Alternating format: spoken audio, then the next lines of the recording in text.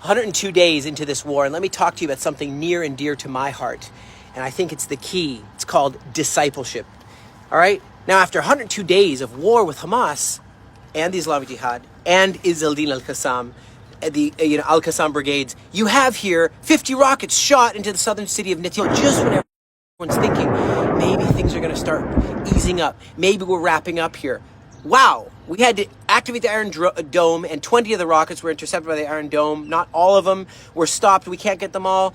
Some landed into our southern city, and caused damage, but no injuries, thank God. But I want to ask you, and I've asked this before, what do you think the answer is? With the safety and security of Israel in mind, what do you think is the best solution to finally resolve this current situation? In university, I remember I have a degree in government diplomacy, strategy, history of the Middle East, and counterterrorism. And I remember that everybody was doing like the Model UN, and they were trying to, different universities were trying to figure out a solution for this issue. And I think the solution really is discipleship. My work here helping to command Operation Atlantis is complete. We're getting out of here. Again, we're in a very volatile Middle East. Right now, bullets are being shot from Jordan. There's a massment of troops on the Jordanian border. Tons of them. What's going on? And of course, I just said Hezbollah, shooting mortars, missiles. Lebanese government is not stopping it. They're probably in cohorts now with the Hezbollah terror group.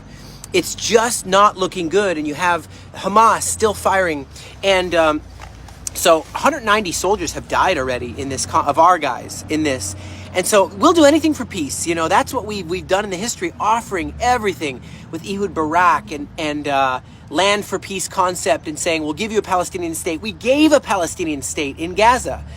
That's a state that was an entirely autonomous area, not governed by Israel, not run by Israel at all, completely liberated in 2005. You know this. Completely free. Gaza, freed. And yet, what did they do? They discipled their children in hatred, in terror, and violence from a very young age. Us from a very young age, well, I'll talk about the army in a second, but since you are in school, you say shalom, which means peace. You're trained to be like Abraham. You're trained to care for one another. You're not trained to genocide. First of all, you can't even do a genocide on Palestinians because that's geno means a people. They're not a people. They're a pan-Arabic mix of many Arabs. But the term was invented when Hitler tried to genocide, like homicide, like to kill all the Jewish people in the Holocaust. That's how the term came about. I know you know this, but nobody's raised up in their school to try to want to genocide Arabs. No way.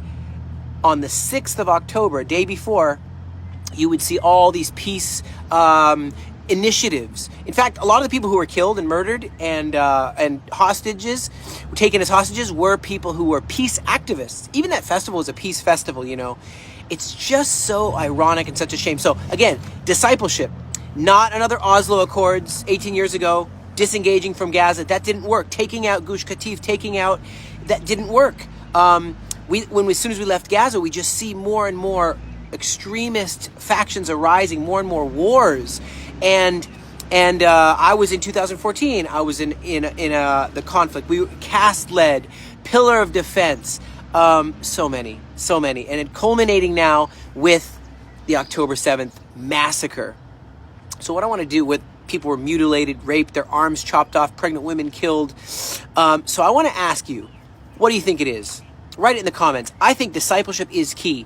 Just like Ben-Gurion, he led and he said, I want to build. He was even buried in the desert as an example for others to follow. He said, I'm leading as an example. David Ben-Gurion, our first prime minister. What they need in Gaza is a Mohammed Ben-Gurion, a guy, an Arab guy who wants to build peace, like Anwar Sadat, to make peace.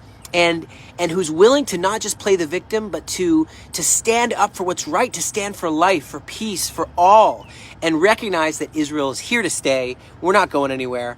And that's the beginning of what I think is the beginning. But now, you look at from the school system, you see how they're trained in kill the Jew. A friend of mine told a story. They were doing a peace initiative, and they were giving food and candies and supplies to some Palestinians, and the children were sweet. There was a bunch of children. They were sweet. They were playing with games and toys that were brought.